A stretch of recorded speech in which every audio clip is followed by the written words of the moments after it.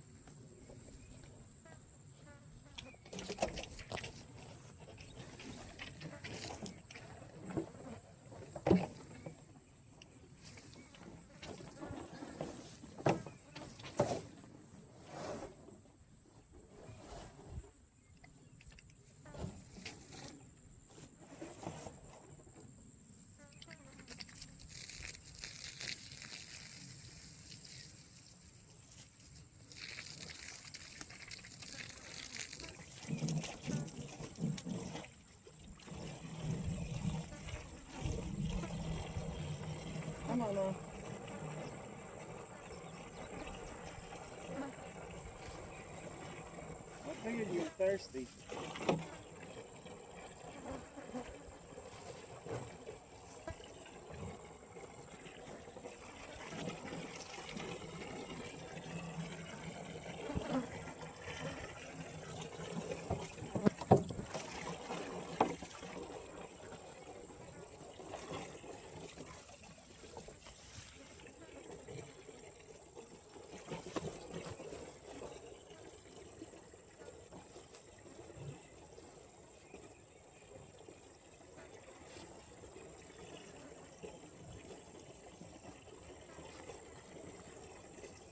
You gotta let Mama drink first.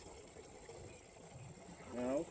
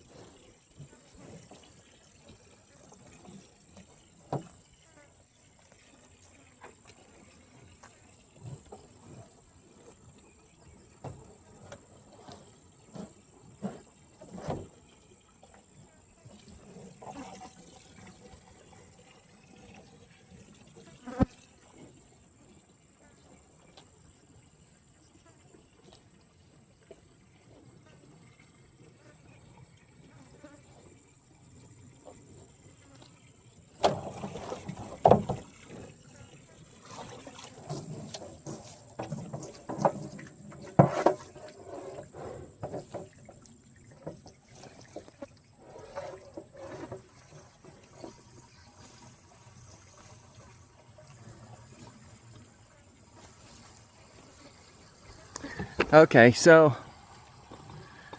Mama was thirsty. I know it didn't get it on the camera here, but she drank there for a good 2 or 3 minutes, and I put the hose in over here so because that 83 steer, the brown one, he keeps kicking her off the water because he's just an arsehole.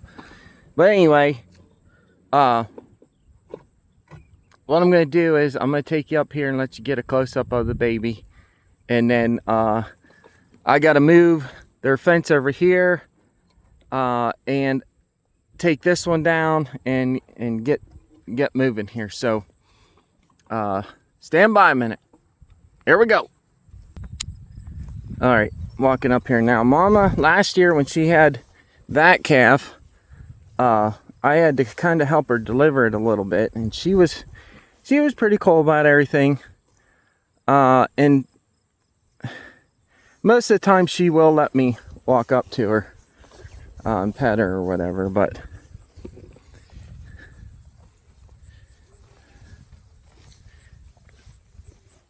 so there she is. She looks good.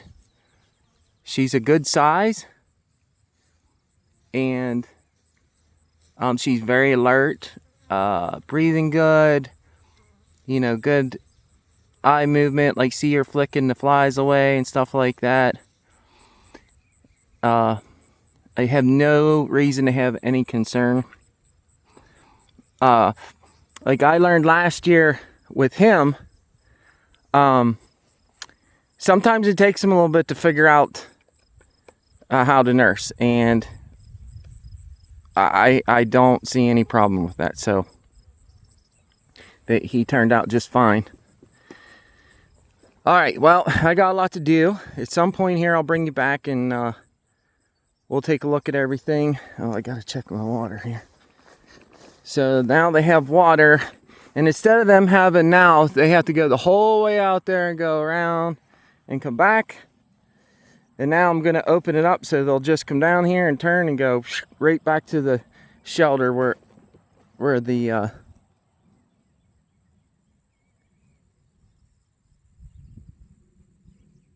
loafing shed is. All right. They're funny. They're all sitting there staring at her. Like, what is that? But Mama inside her still looks really full, so I don't think the baby nursed. If she did, she didn't nurse very much yet, which is fine. That's another thing. Like what the first couple days, they sleep a lot. So that's normal. Don't get too worked up about it. They're not being, well, they are being lethargic in a way, but in a good way. So don't worry about that. All right, well, this one here is almost full. As soon as it's full, I'm going to get busy and stand by. Here we go. All right, here we go again. So only been a second for you guys, but probably an hour and a half or so later. Maybe two, I don't know. Man, is it hot and muggy today. So it's supposed to rain the next 5 days. What I did here is I put a back fence up over here. I know it's hard to see with a phone camera, but so I filled their waters up. Now they have an automatic water right over there, but I filled these out up here just in case Mama decides not to go in. But I put this back fence up because they have been going out that way and coming around. And cows are, you know, they're kind of like creatures of habit. So when you change something on them, you got to kind of show them what's going on or they get confused. So because they can't go out that way anymore, I put this back fence up, and now they only have less than half the distance going that way to get back to the loafing shed to get under roof, should they want to. A lot of times, like when the weather's warm like the cows, they'll just sit out here in the rain. They don't care. You know, their rooming keeps them warm, so they don't have any issues with staying warm. Mama just laid down, and her calf, I did see her calf eat a little bit, so she's figuring it out and she'll be fine. In a couple days, that thing will be up running around, bouncing around like a banshee. So I rigged this fence up and this one up, and I basically gave them almost 3 days worth of pasture here. So they'll be good for a little bit. Plus they have all this stuff in the runway. I mean, you can see all the clover and stuff in here. So the whole way back to the loafing shed, they'll start working on that. And this dog-bane milkweed, they love it. They'll eat it down till it starts getting woody, but that's one of the first things they're going for right now. Even this ragweed, they'll eat the tops of it off, and they like it. Like, I know my brother, Jim Bob, hey Jim Bob. So he had a Jersey milk cow, and the one year when we turned he turned her out into pasture, it was a lot of milk or ragweed in there. It was great big. And she went in there and just mowed that down to nothing.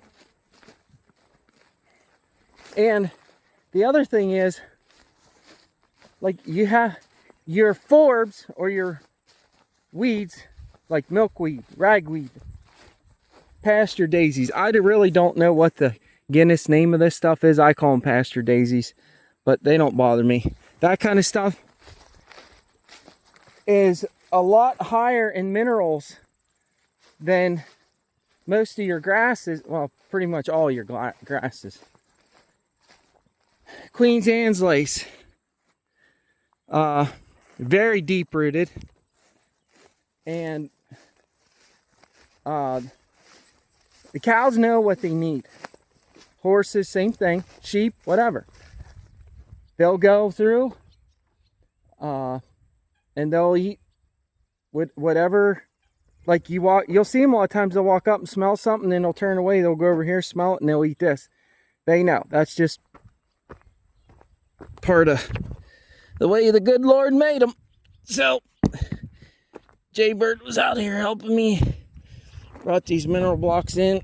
I like to put mine right up against the water so they're not kicking it around and stuff. So, okay, what's next? Well, that's gonna about have do it. I'm about done. It's hot.